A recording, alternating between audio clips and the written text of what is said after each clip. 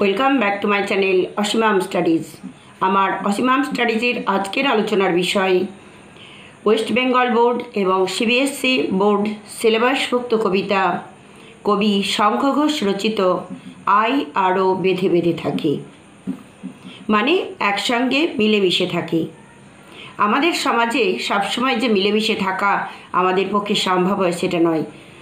বিভিন্ন কারণে আমাদের নিজেদের মধ্যেও মনোমালিন্য বা এরকম দুজনের মধ্যে যে মিলমিশ থাকে সবসময় তা নয়। তাই কবির এই কবিতা আই আরও বেঁধে বেঁধে থাকি। প্রথমেই আসি কবি পরিচিতি সম্পর্কে। কবি শঙ্খ ঘোষের জন্ম 1932 খ্রিস্টাব্দে 5ই ফেব্রুয়ারি বাংলাদেশের চাঁদপুরে। পিতার নাম মনীন্দ্র কুমার ঘোষ, মাতা অমলা ঘোষ।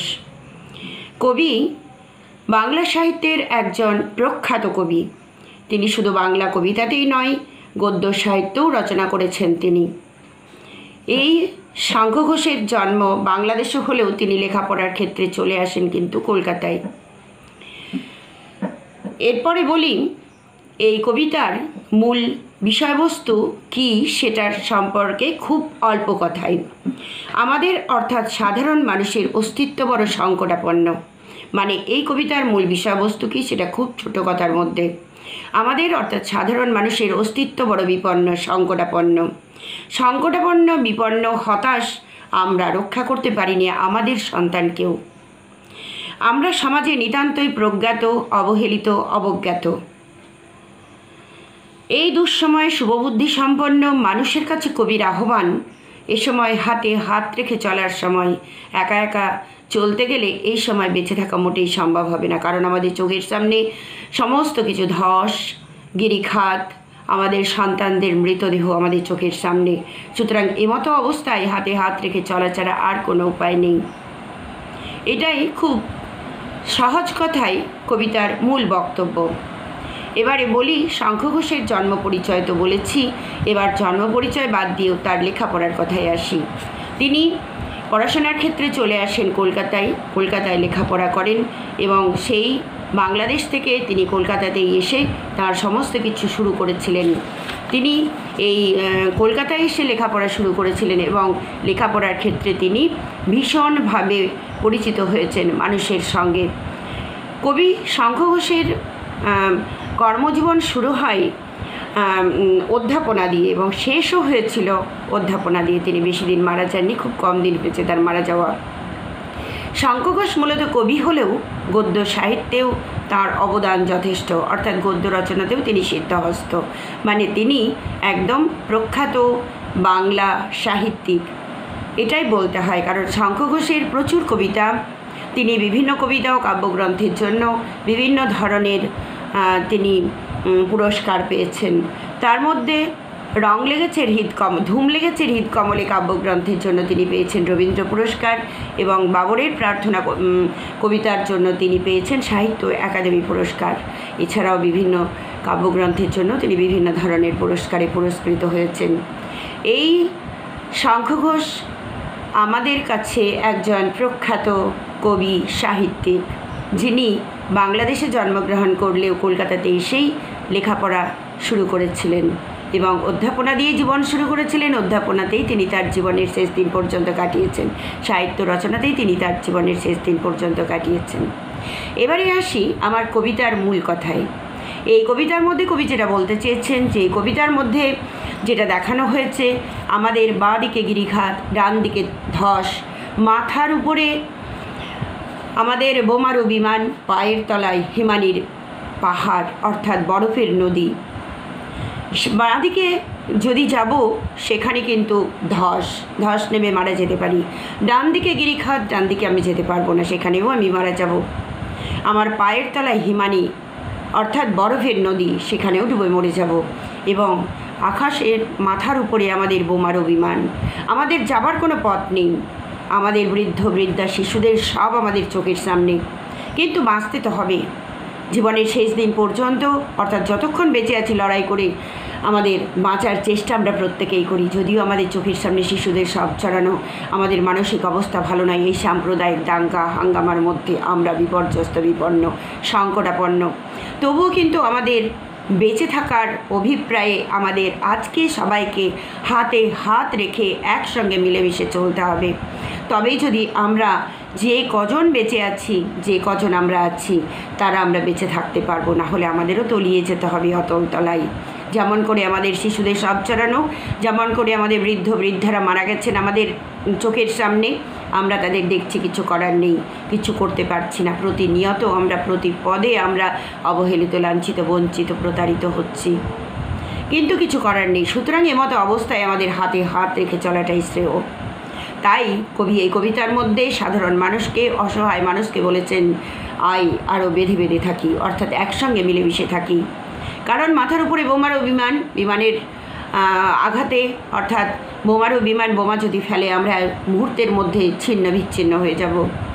বাঁ দিকে গেলে আমাদের গিরিখাত, ডান দিকে ধস, কোনো দিকেই যাওয়ার আমাদের পথ নেই। সুতরাং মতো অবস্থায় যদি আমরা একজন পড়ে যাই, তাহলে আরেকজনকে আমাদের দরকার হাতে হাত রেখে চলার জন্য।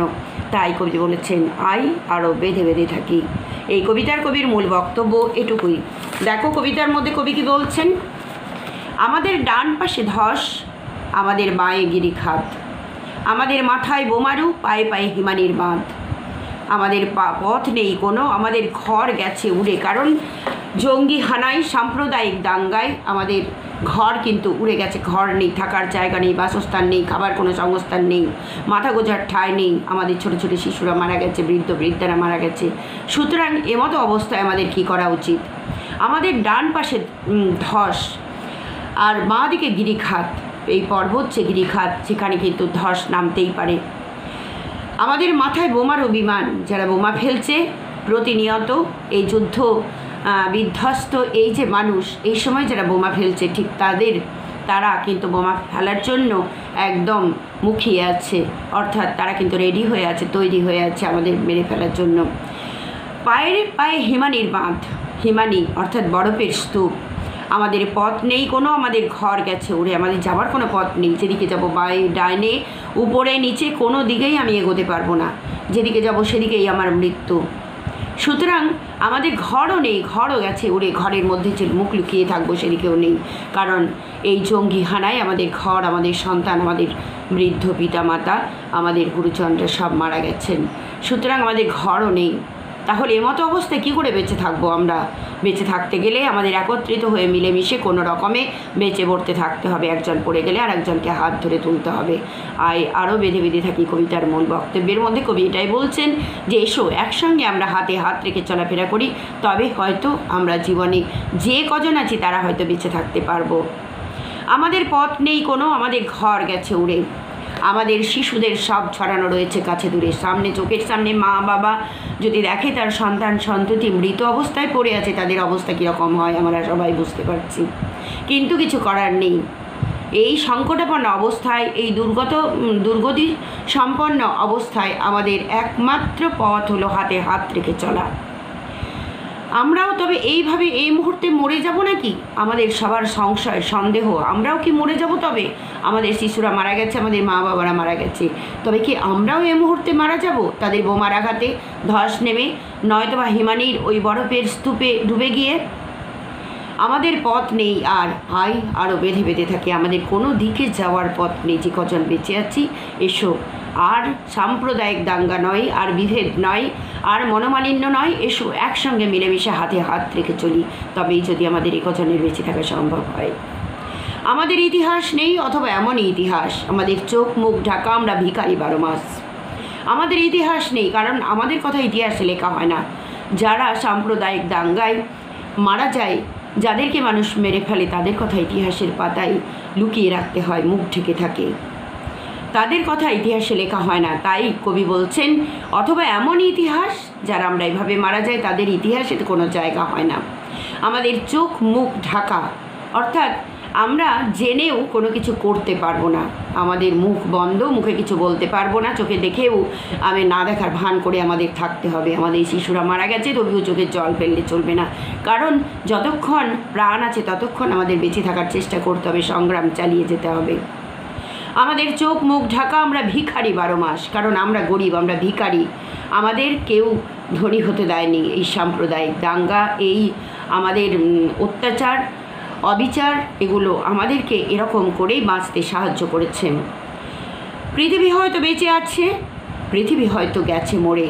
সন্দেহ হচ্ছে যারা বেঁচে আছেন তাদের সন্দেহ পৃথিবী হয়তো বেঁচে আছে, নয়তো বা মরে গেছে। কারণ পৃথিবীতে শান্তি নেই, কোনো রকম থাকার জায়গা নেই, শিশুরা নেই, মা বাবা নেই, তবে বেঁচে থাকা কি করে সম্ভব? কোনো রকমে শুধুমাত্র প্রাণটুকু নিয়ে মানুষ বেঁচে আছেন। পৃথিবী হয়তো গেছে মরে, আমাদের কথা কে বা জানে? আমরা ফিরেছি ধরে ধরে, আমাদের কথা কেউ জানে না। কারণ আমরা এইভাবে জঙ্গি হানায় নিহত, আমাদের বাড়িঘর নেই, আমাদের শিশুদের সব ছড়ানো আমাদের চোখের সামনে, তবু আমরা হতবাক, আমরা বাকরুদ্ধ, আমরা মুখ খুলে কোনো কিছু বলার ক্ষমতা নেই আমাদের, বলতে পারি না। আমরা বলার ইচ্ছে থাকলেও আমাদের মুখ বন্ধ করে থাকতে হয়, মুখ ঢেকে রাখতে হয়। আমরা ফিরেছি দৌড়ে দৌড়ে, কিছুই কোথাও নেই যদি, তবু তো কজন আছি বাকি। যদিও আমাদের কিছু নেই, সন্তান নেই, সন্ততি নেই, মা বাবা নেই, আমাদের ঘর বাড়ি নেই, জঙ্গি হানায় সমস্ত কিছু চলে গেছে, তবু তো যে কজন বেঁচে আছি আমরা, তারা তো বাঁচার চেষ্টা করবই। কারণ যতক্ষণ দিয়ে আছে প্রাণ ততক্ষণ করে যাব প্রাণপণে নিঃশ্বাস, এরকমই কবিতা একটা লাইন আছে, যদিও আমার পুরোটা মুখস্থ নেই, আমি বলতে পারলাম না। এর মূল অর্থ হলো এটুকুই, যতক্ষণ দেহে প্রাণ আছে ততক্ষণ আমি বাঁচার চেষ্টা করে যাব, সংগ্রাম করে যাব, লড়াই করে যাব, স্ট্রাগল করে যাব। কারণ স্ট্রাগল ফর এক্সিস্টেন্স আমরা জানি, যোগ্যতমের উদ্বর্তন।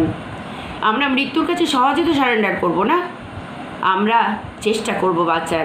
তাই বলছেন কিছুই কোথাও নেই যদি, তবু তো কজন আছি বাকি। যে কজন আমরা বেঁচে আছি, আই আরও হাতে হাত রেখে, আই আরও বেঁধে বেঁধে থাকি। তাই যে কজন আমরা বেঁচে আছি, আমরা হাতে হাত রেখে বেঁধে বেঁধে থাকি। তাহলে যদি আমাদের বেঁচে থাকা সম্ভব হয়, আমরা যদি বেঁচে থাকতে পারি। কবি শঙ্খ ঘোষের এই কবিতাগুলো আমাদের মর্ম বিদারক, মর্মস্পর্শী, হৃদয় হরণ করে। কারণ এই কবিতার মধ্যে যে দুর্দিনের কথা বলা হয়েছে, যে দুর্দশার কথা বলা হয়েছে, সে কথা শুনলেই আমাদের চোখ পেটে জল আসে।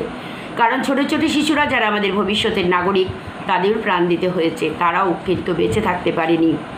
এরকমই একটা প্রতিকূল পরিস্থিতির মধ্যে কবি যারা বেঁচে আছেন তাদের উদ্দেশ্যে বলেছেন, আই আরও হাতে হাত রেখে, আই আরও বেঁধে বেঁধে থাকি।